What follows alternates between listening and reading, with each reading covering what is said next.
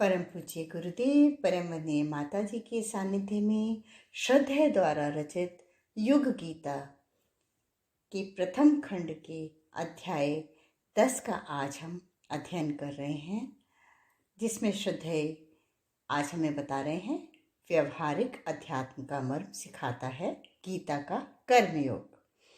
इसमें श्रद्धेय बताते हैं, भगवान आगे कहते हैं कि निष्काम भाव एक उच्च स्तरीय सिद्धि है। इसे सही अर्थों में समझा जाना चाहिए। यदि नहीं समझा गया तो एक निरुद्यमी मूर्ख व्यक्ति तो यही कहेगा कि कम से कम काम और अधिक से अधिक भोगमय जीवन ही सबसे आकर्षक है। आज संन्यास के साथ यही विडंबना जुड़ी हुई है। जहाँ वर्णाश्रय परंपरा में वानप्रस्थ और सक्रिय होकर समाज के लिए जीने की प्रेरणा देता था, वहीं संन्यास और भी सक्रिय हो कर्मों का क्षय कर पूर्णतः विश्व कल्याण को समर्पित जीवन होता था। मूल अर्थ कहीं और ही रह गया एवं आज के सन्यासियों ने युग धर्म की उपेक्षा कर स्वयं को भोग विलास से अकर्मण्यता से जोड़ लिया। सभी ऐसे हैं यह बात नहीं, किंतु प्रायः देखने में यही आता है कि जिसे पलायन करना हो, जो सक्रिय जीवन जीने से घबराता हो, वह उसी भीड़ में जाकर खड़ा हो जाता है। यदि यह संस्था सक्रिय रही होती, गीताकार के उपदेश का पालन कर रही होती, तो भारतवर्ष के 1 करोड़ से अधिक बाबा जी परम पूज्य गुरुदेव के अनुसार सारे राष्ट्र को शिक्षित, विद्यावान, स्वावलंबी बना चुके होते। इसका अर्थ यह है कि कर्म करने में ही हमारी शान है, उसका कोई विकल्प नहीं। एक सच्चे कर्मयोगी व निम्न स्तर के मिथ्याचारी में अंतर समझ लेना भी ठीक होगा। भगवान कृष्ण छठे श्लोक में कहते हैं, कर्मेन्द्रियाणि संयम्य य आस्ते मनसा स्मरण इंद्रियार्थान विमूढ़ात्मा मिथ्याचारः स उच्यते। अर्थात जो मूढ़ बुद्धि मनुष्य समस्त इंद्रियों को हठपूर्वक ऊपर से रोककर मन से उन इंद्रियों के विषयों का चिंतन करता रहता है, वह मिथ्याचारी अर्थात दंभी कहा जाता है। यही वह शिक्षण है जो हमें बताता है कि हमें कर्म अच्छे ढंग से कैसे करने चाहिए, आदर्श जीवन क्या होना चाहिए, एक सच्चे लोक सेवी एवं एक मिथ्याचारी में क्या अंतर होता है। शारीरिक विषयोपभोग की तुलना में मानसिक कामुकता विषय चिंतन न केवल हमारी प्राण शक्ति का ह्रास करता है, हमारी कार्य कुशलता को भी प्रभावित करता है। आंतरिक विषय चिंतन के कारण वह धीरे धीरे असफलता की ओर बढ़ने लगता है, चाहे वह कितना ही कर्म करता दिखाई पड़े, कितने ही आकर्षक व्यक्तित्व वाला, ऊंचे पद वाला ही क्यों न हो। कर्म न करते हुए भी मन ही मन कामुक अश्लील चिंतन करने वाले, द्वेष भरे विचार मन में पालने वाले मिथ्याचारी दंभी कहे जाते हैं। कर्म मात्र बहिरंग से नहीं, अंतरंग से भी व निष्पाप मन के द्वारा होना चाहिए। श्री कृष्ण भगवान ऐसे लोगों की चर्चा कर रहे हैं जो समाज की कुछ सेवा नहीं करते, समाज पर भार रूप हैं, मन से विषयों का चिंतन करते रहते हैं, कामना के प्रति आसक्ति भाव अंदर से छोड़ नहीं पाते। ऐसे व्यक्तियों से भिन्न हमें एक आदर्श जीवन बिताने वाला बुद्धिमान प्रज्ञावान व्यक्ति बनना चाहिए। ये 7वें श्लोक में वे कहते हैं, यस्तु इंद्रियाणि मनसा नियम्यारभते अर्जुन कर्मेन्द्रियैः कर्मयोगम असक्तः स वशिष्यते। अर्थात हे अर्जुन, जो पुरुष इंद्रियों को मन द्वारा संयत कर निरासक्त हुआ समस्त इंद्रियों द्वारा कर्मयोग का आचरण करता है, वही श्रेष्ठ है। यही मानव महामानव की परिभाषा है। अनासक्ति का भाव मन में पैदा होना, मन द्वारा इंद्रियों का संयम संभव है। मन इंद्रियों के माध्यम से ही बाहर भागता रहता है। संयत मन द्वारा अपनी इंद्रिय क्रियाओं को संपादित करते हुए बहिरंग स्वामी के संसार के स्वामी मात्र ही नहीं, अपनी उद्विग्नता रहित शांत मन के स्वामी बनकर जीना ही मनुष्य को शोभा देता है।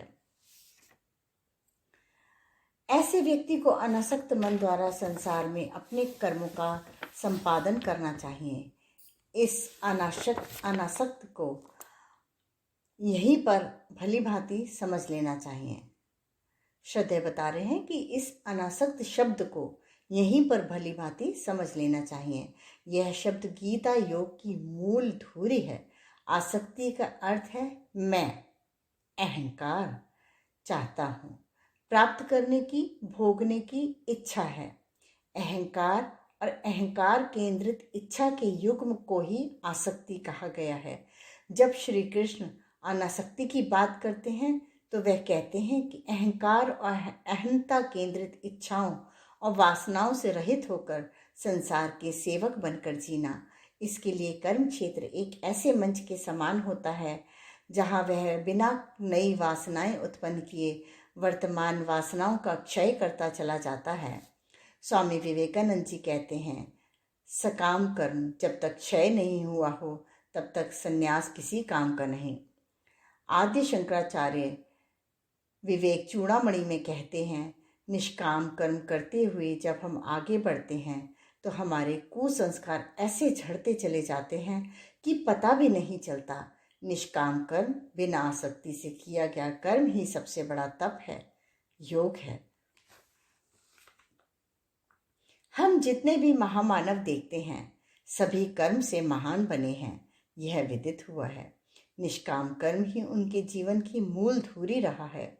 आदि शंकराचार्य, स्वामी विवेकानंद, मिल्टन आदि ने थोड़े ही समय में अभीष्ट लक्ष्य को प्राप्त कर अपना नाम इतिहास में लिखाया। परम पूज्य गुरुदेव ने जीवन भर निष्काम कर्म किया, युग साधना में लगे, युग धर्म का पालन किया। जब पूज्यवर ने अपने गुरु के आदेशानुसार 24 लक्ष्य के 24 महापुरुष चरण आरंभ किए तो एक और आदेश साथ में मिला कि आध्यात्मिक पुरुषार्थ के अतिरिक्त लौकिक दृष्टि से स्वयं को 3 वर्ष के लिए स्वतंत्रता संग्राम के लिए भी नियोजित करना होगा। ऐसे में 24 वर्ष के उस महापुरुष चरण यदि 27 वर्ष में संभव होते हों तो कोई हर्ज नहीं, किंतु उसे वे युग धर्म मानकर करेंगे। बिना किसी कामना के, आसक्ति भाव के जब तक बताया गया तब तक पूज्यवर ने स्वतंत्रता संग्राम सेनानी के नाते भागीदारी की एवं पुनः साधना में लग गए। हम सबके लिए भी आज के समय का स्वतंत्रता संग्राम एक ही है, युग निर्माण का आंदोलन, विचार क्रांति, ज्ञान यज्ञ अभियान। शरीर बीमार है, मन परेशान है तो भी कोई दिक्कत नहीं, शरीर धुल जाएगा, स्वतः ही मन स्वस्थ हो जाएगा। इस तप से कुसंस्कार रूपी पत्ते यदि इस क्रम के माध्यम से झड़ते रहें तो निश्चित ही दैवी अनुकंपा महानता के रूप में बरसेगी। कर्मों का संपादन हम सतत करते रहें एवं बिना आसक्ति के करें।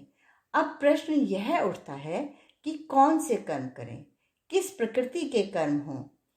क्या कुछ ऐसे कर्म भी हो सकते हैं जिनके संपादन से हमारे संवेदनशील मन को आघात पहुंचता हो, हमारी आध्यात्मिक प्रगति में अवरोध आता हो? तब भगवान श्री कृष्ण अर्जुन से कहते हैं, नियतम कुरु कर्म त्वम कर्म ज्यायो ह्य कर्मणः शरीर यात्रापि च तेना प्रसिद्ध येद कर्मणा। अर्थात हे अर्जुन, तू शास्त्र विहित कर्म कर, क्योंकि कर्म न करने की अपेक्षा कर्म करना श्रेष्ठ है, और कर्म ना करने से तेरा शरीर निर्वाह भी नहीं सिद्ध होगा।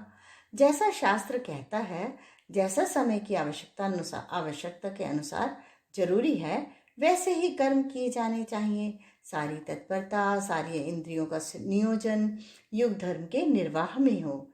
यह मंतव्य प्रस्तुत श्लोक से निकलता है। हमारे ऋषियों ने कर्मों के विषय में बड़ा स्पष्ट विभाजन कर हमारा मार्गदर्शन किया है। उन्होंने इसे 4 भागों में बांटा है। पहला, निषिद्ध कर्म, जो मानव के विकास के अनुरूप नहीं है तथा शास्त्रों में जिनकी निंदा की गई है। दूसरा, काम्य कर्म, जो निजी इच्छाओं और कामनाओं से प्रेरित होते हैं। तीसरा, नित्य कर्म, दैनिक कर्म, जिनके संपादन की सभी से मानव होने के नाते अपेक्षा की जाती है। चौथा, नैमित्तिक कर्म, जिन कर्मों के संपादन की हमसे विशेष और असाधारण परिस्थितियों में अपेक्षा की जाती है, इनमें से प्रथम दो से हमें बचना चाहिए, क्योंकि ना तो ये मानवीय गरिमा के अनुरूप हैं, ना ही आध्यात्मिक प्रगति में सहायक। शास्त्र मत होने के अनुसार अगले दो नित्य नैमित्तिक कर्म ही हमारे कर्तव्य कर्मों का निर्माण करते हैं। ये दोनों मिलकर यह शब्द बनता है जिसे योगेश्वर श्री कृष्ण ने नियत कर्म के नाम से संबोधित किया है। हम इस संसार में एक स्वार्थी की जिंदगी जीने नहीं आए। हम सामाजिक प्राणी हैं, अतः हमसे अपेक्षा की जाती है कि हम अपने परिवार, जाति, समाज, संसार सभी के प्रति अपने कर्तव्यों का संपादन करें। नित्य कर्मों को शरीर श्रेष्ठ तरीके से अनासक्ति के भाव से प्रसन्नता पूर्वक संपादित करते रहें। इसी में हमारी शान है। कर्म करते करते एक और प्रक्रिया चलती चली जाती है। हमारे संस्कारों, दबी हुई कामनाओं, भावनात्मक ग्रंथियों से हमें मुक्ति मिलती है। कर्मठ जीवन आलस्यपूर्ण निष्क्रियता के जीवन में कहीं अधिक जीवन से कहीं अधिक श्रेष्ठ है। इस प्रकार व्यर्थ न खोकर उद्यम पूर्वक कर्म करते रहें, यही गीताकार का संदेश है। श्री कृष्ण कहते हैं कि शरीर यात्रा भी तो बिना कर्म के नहीं सधेगी।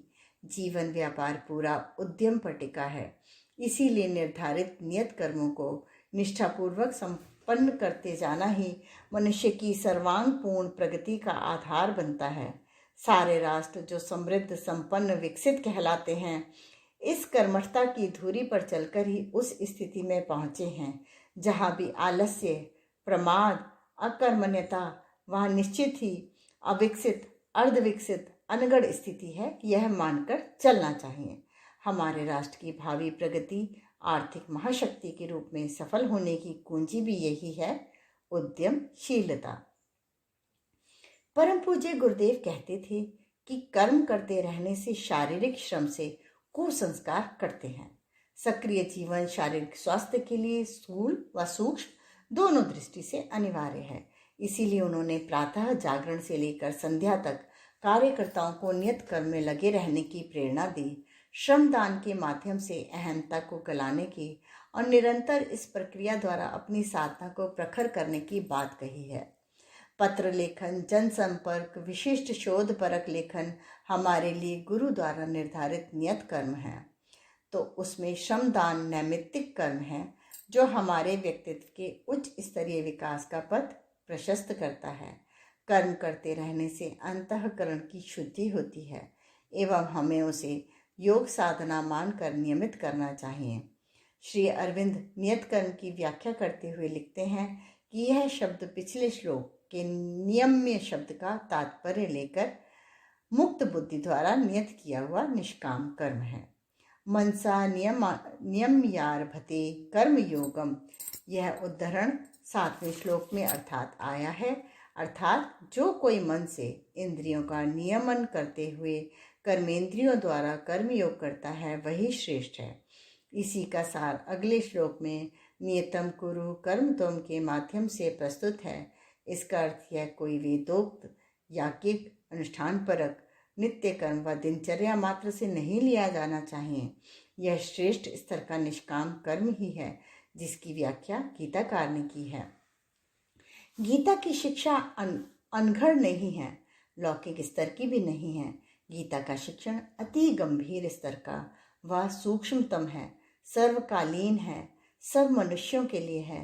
गीता बहिरंग के ढकोसलों, सांप्रदायिक धारणाओं के बंधनों को तोड़कर मूल सिद्धांतों की ओर हमारा ध्यान डालती है। गीता व्यवहारिक अध्यात्म का ग्रंथ है, मात्र दार्शनिक सूत्रों और बंधे बंधाए मतवादों का ग्रंथ नहीं।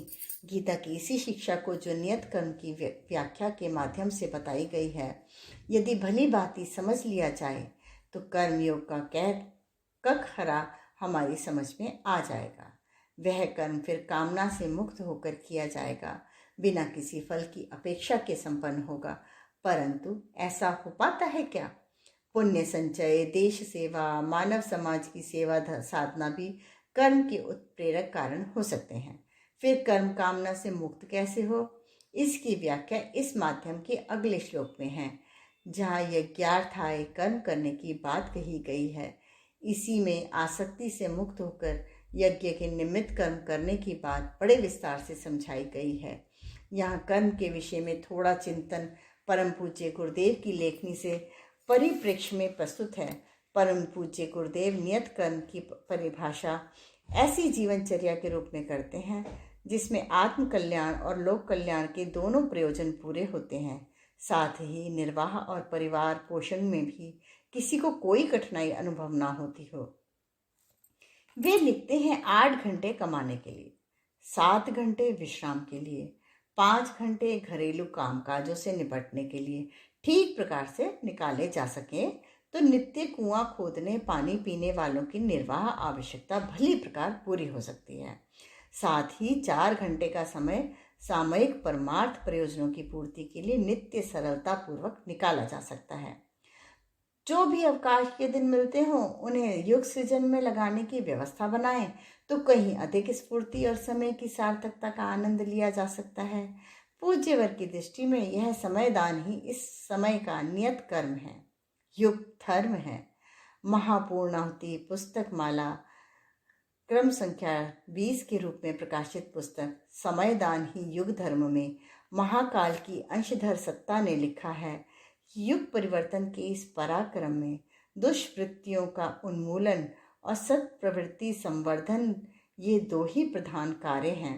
इनके निमित्त नियोजित समयदान इस समय का युग धर्म है, श्रेष्ठतम कर्म है, यज्ञार्थ्य किया गया कर्म है।